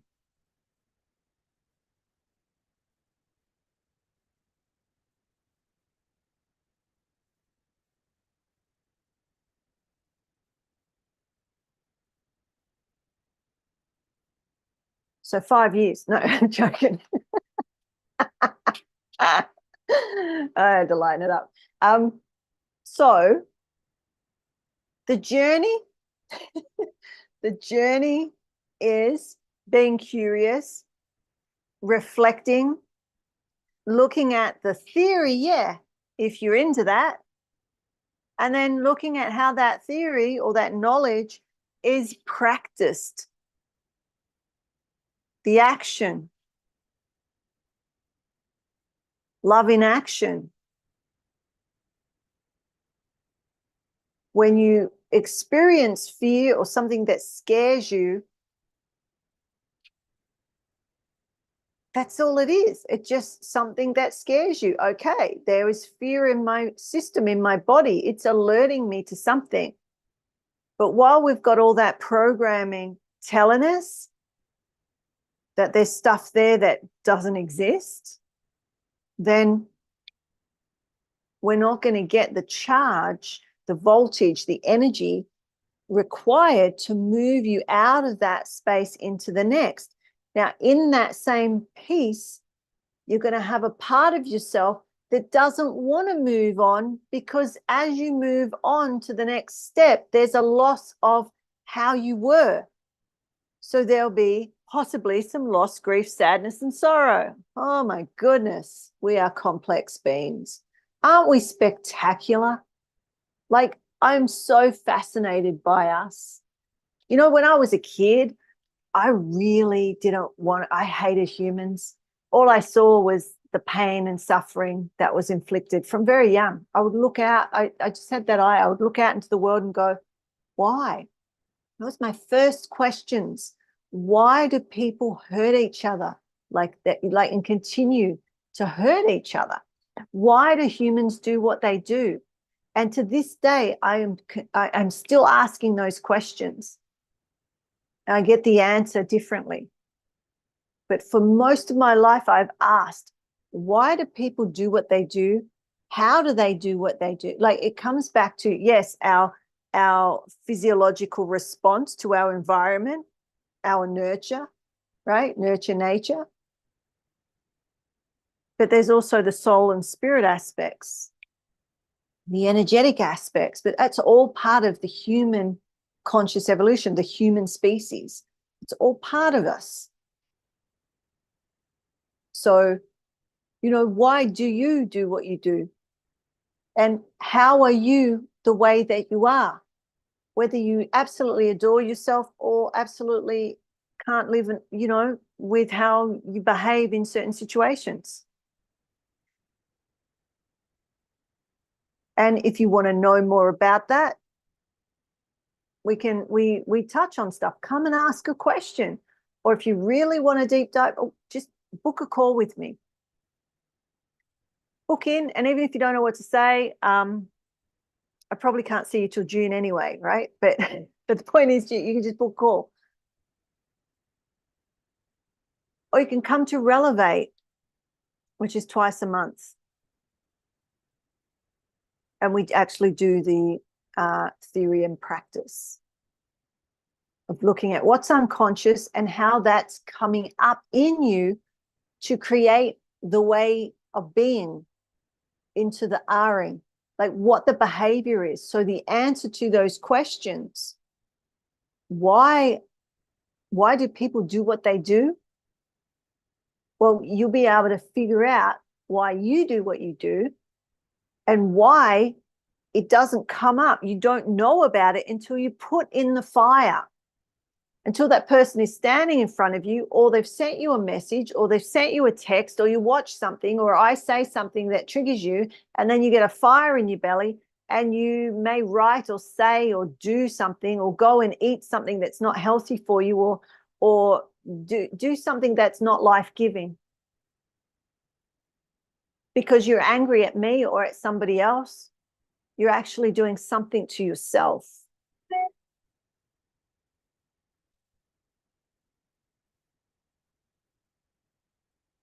It's do you get it? I used to talk about I still do, but not so much these days. But it's like when you achieve something, you're really proud of yourself, right? Really proud of yourself. Like Mother's Day, for instance. You know, what did we get our mothers, some of us? You know, did we go out for dinner? Did we what part of the meal was processed or junk food or I'm not against, I'm just raising awareness, so don't kill the messenger. Alcohol, sugar, all of these, so chocolates, whatever, okay? Oh, we love you, Mum, and we give them a whole bag of sugar, which is the #1 killer. I'm drinking chai. It's got sugar in it. I don't know, right? Do you get what I'm saying? Because I had this thing of it was years ago, and I had achieved something, and what I did to celebrate, because I wasn't celebrating my wins. I'm one of those people, I achieved my goals, and I achieved my goals quick, right? So I go, achieved my goal, yep, on to the next one, on to the next one. And I started to slow down and go, oh, I'm going to celebrate my wins. And it was a hot day. It was summer in Perth. And I went, oh, I'm going to go for a walk. And I walked up this hill in the middle of the day in the heat. And you see the difference. I'm not saying that you need to do that. I'm just saying I could have gone and celebrated with, you know, something that wasn't going to be life-giving. And it's not anybody's sense of fun, although it is mine. I love hiking and walking and, you know, that sort of stuff. I wanted to go up Mauna Kea yesterday, and we went halfway, and it was pouring down rain, icy cold, 9,000, you know, and I'm like in my element. Wait till you see the pictures of that. I'm like, and it was freezing cold, like, you know, just belting down at us, and I was in my element, right? And I wanted to go higher, and they closed the roads. I'm like, a little bit of ice and hail and snow and the pussies, you know. But you know, that's, I'm not saying I'm better than anyone. I'm not. I'm saying, you know, what's life-giving for you? But we've been trained that when we're celebrating or giving out, like we deserve something, what do we give ourselves? Not like, it's interesting. Maybe you know, it's not you, but a lot of people it is. And this is what happened yesterday. You know what? when we came down from the mountain and we were going to get something to eat, I ended up going to the supermarket, and I, for the life of me, couldn't find something that I could just like, you know, grab and eat.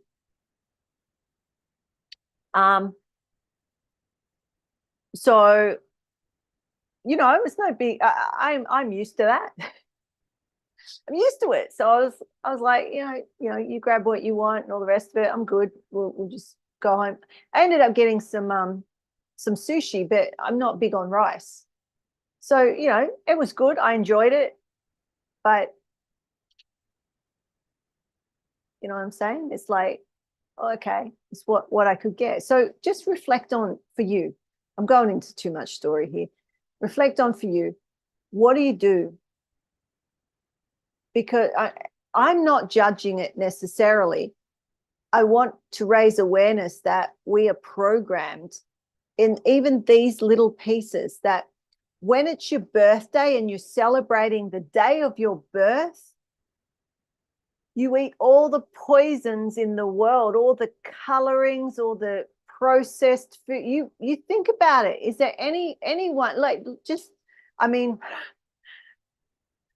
because if you walked into a birthday party and you saw platters of I don't know, fruits and, you know, I mean, even nuts, some people can't, like, some nuts will kill some people, right? All this sort of stuff, like, it, you know, you'd be like, I'm not going to that party. Or a no alcohol party, I'm not going to that party. How many of you would?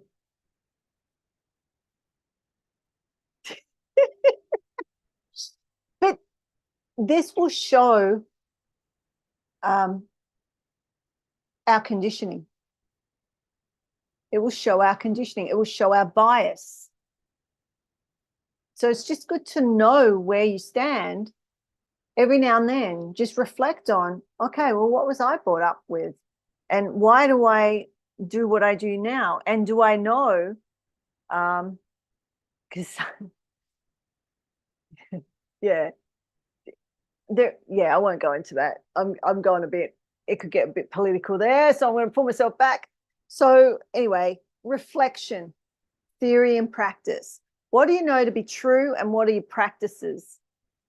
Do you know that certain food colorings, you know, create cancers and all sorts of things, but they're in your cupboard? Not only that, you might be feeding them to your children. So if you know that, what is that saying about your theory and practice? I'm not judging you. I want you to look at it yourself. Right? It's when I was a real smart ass, and I used to smoke. In the army, I smoked heavy. And I would joke and say, well, it wasn't really, it was like how our ego gets around what we're doing to kill ourselves. And I would do my what do we call it? Our physical training. We had to run a certain amount in a certain time. And I'd have a cigarette just before, like I'd have it in my bra, and we'd go down to the course and off we'd go. And I'd have a cigarette walking down to the course. Then I would run. I was the fastest woman. And then I'd come off, and pretty much the first thing after a drink of water would be another cigarette. Yet I was the fastest woman. This is what I'm getting at. If you were here earlier, I was saying, you know, I could pass stuff. I could do stuff. But does that mean it's good enough? What if I didn't smoke? Could I be faster than the guys? I mean, there was no desire to. But what I'm saying is, what is your peak performance? Some of you aren't interested in peak performance. Some of you are. And if the peak performance is in your everyday life, what would that look like? What would that mean in your relationships? What would that mean with the relationship with yourself? What would that mean with your health and your wellness, even in your aches and pains when you get up in the morning or when you go to bed, and all of this sort of stuff? Now, our egos are going to fight against it. Mine certainly does. Right? Mind you, I did give up smoking probably 30 years ago. I did start very early.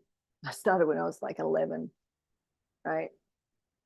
And then into my, into my 20s. Was I still smoking at 30? Or maybe not quite 30 years ago, 20 something years ago, gave up. But my point is, I wasn't going to give up because someone told me that was bad for me, because I didn't have the evidence. Oh yeah, I knew the science, right? I didn't have the evidence because I was still able to run and pass my physicals. And I'd say this is what I used to say to them. The day that I can't run my time is the day that I'll give up. That didn't happen. I gave up for other reasons. But so how am I going to say this? How are you bringing a story like that into your life?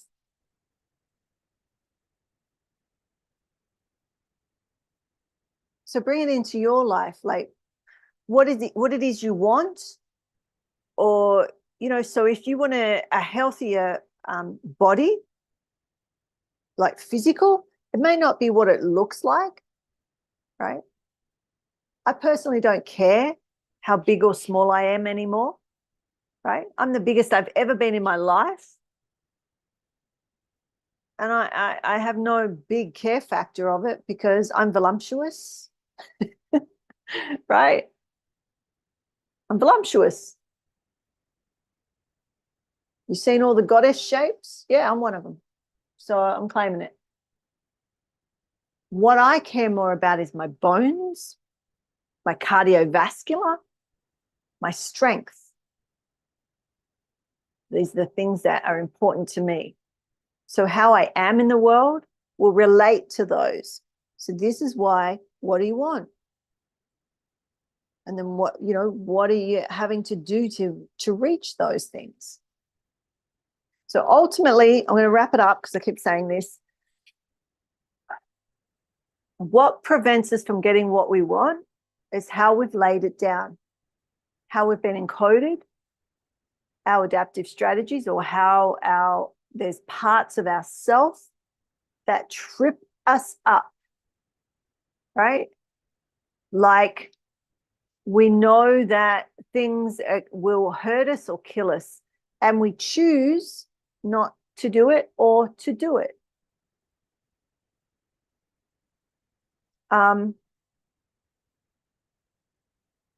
Whether that's self-harm or not, right? Slow self-harm, risk-taking. So we see it in teenagers, but where are you risk-taking in your health and wellness? On both sides. So it might be you're not risking making a change because the fear, or there's an unconscious strategy that's trying to protect you from any change, right? So there's able to take that step, and you may not be aware that there's that part of you that's holding you back, right?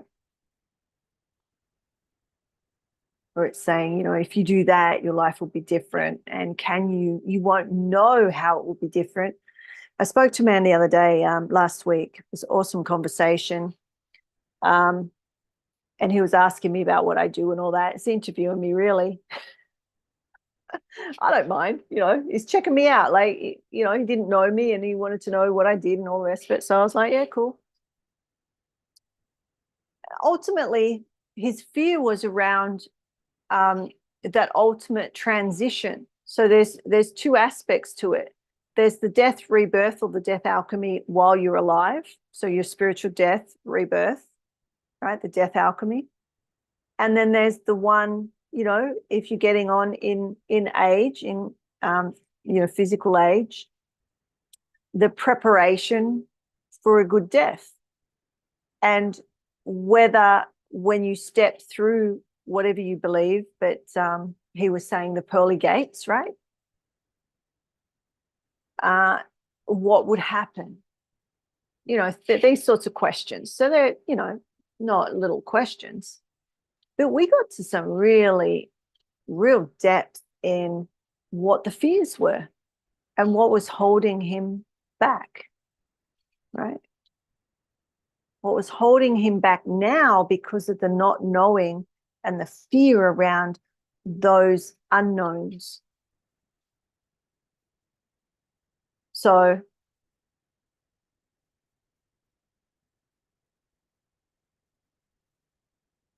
I think I'll leave it at that. I'm just looking into.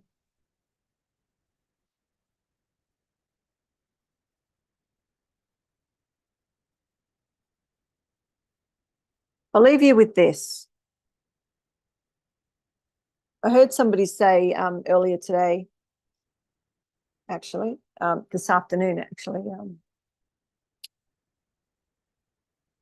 be at a level that you don't need to know, which I agree with. There's that. So that is that pro or legendary status where you don't need to know. Can you guess what I'm going to say next? Those of you that, you know, are regulars, you know what I'm going to say next?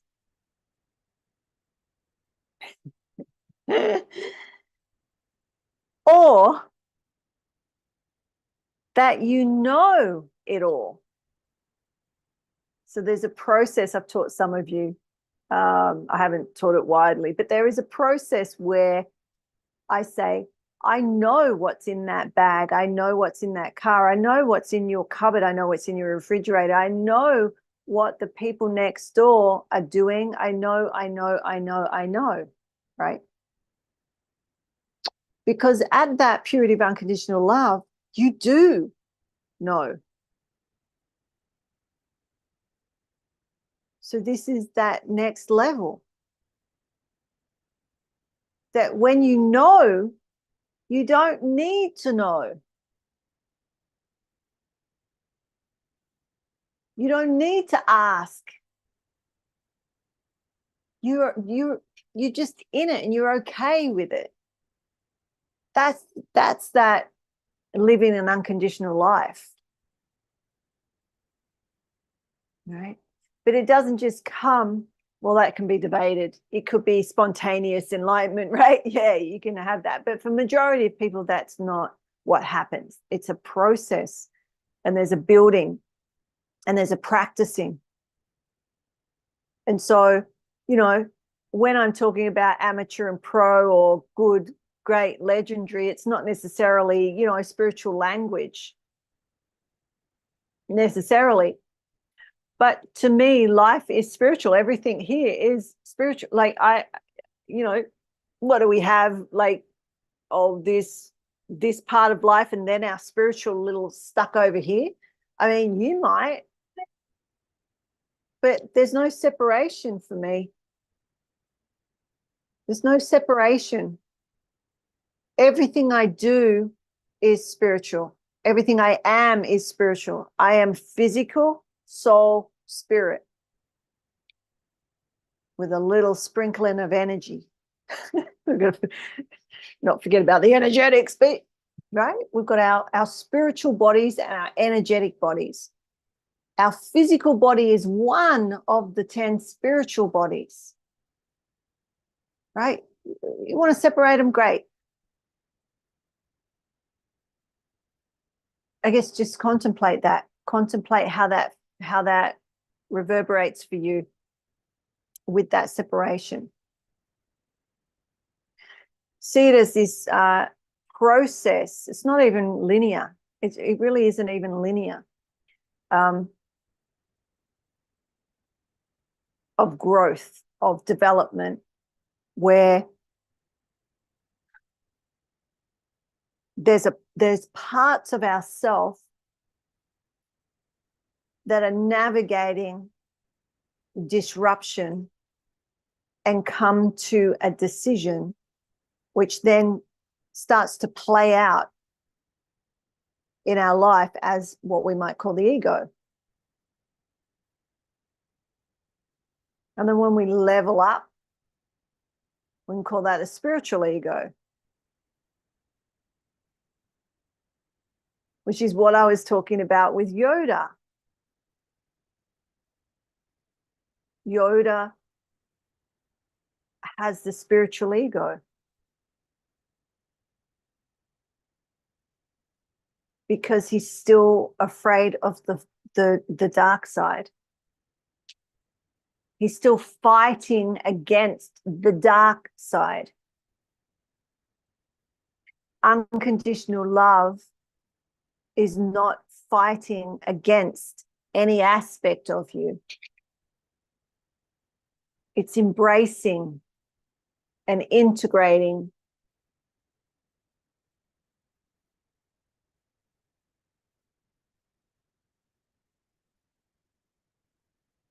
We're not fighting, or we can choose not to fight anymore. There's a part of ourself that we're calling the enemy, and we are waging war against. And as you are, the world shall be. So if what you want is peace and love and no war and all of that, kumbaya, turn to the darkness in you, and that may trigger you. I don't care if you're a human, you have masculine and feminine, and the feminine is the drop. She is the dark. There's nothing wrong with the dark. There's nothing wrong with the light. You need them both for dimension. And if there's no separation, yet you're fighting one part, then you're creating the separation. You're creating your own suffering. So what would happen? Just contemplate this. Then I'm ending. Yeah, you laugh. Contemplate. What if it's possible to love my fear? What if it's possible? What would the outcome be if I turned in my fear, like I'm scared? I feel that in my system. I feel the buzzing or the anxiety or whatever, and I turn, and instead of looking for a weapon to attack, I could open my arms to the possibility of connection. Those of you that have done it know that's how the miracles happen. That's how the miracles happen. But we've been taught and conditioned to fight an aspect of ourself and an aspect of the beloved, to create separation, to have one better than the other or one more prominent than the other.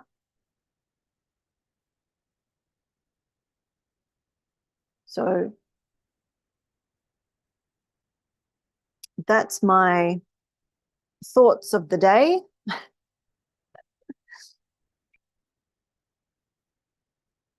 So those of you on Zoom, if you've got any questions that you wanted to ask on that, or you can ask me afterwards. But because we've gone so long, I don't think we're going to go into the private group, but I can see the chat there if you want to comment or ask about anything. What are we doing tomorrow? So tomorrow morning,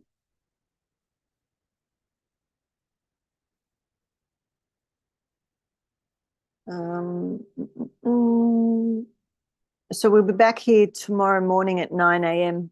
Hawaiian Standard Time. I don't know what that is for you.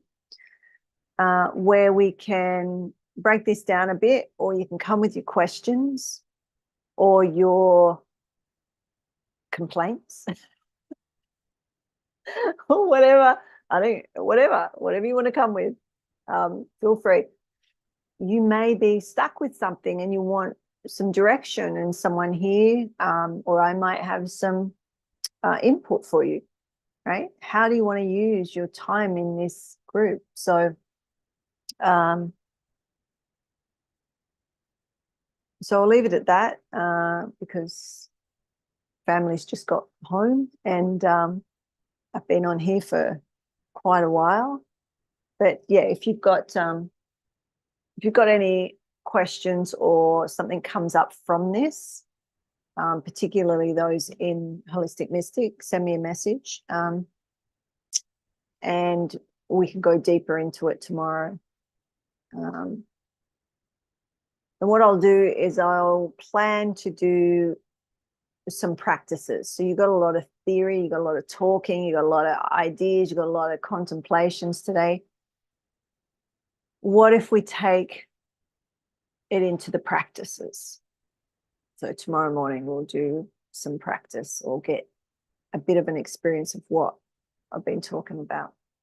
All right, sound fair? All righty. Okay, we'll leave it at that, and until tomorrow, may the blessings be. And I hope you've taken a few little notes just to contemplate over the evening, and come back and let me know what developed, what insight you had, or not.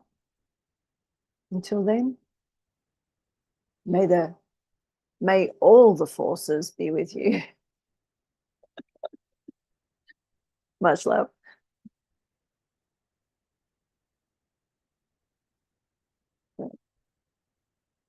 See you tomorrow.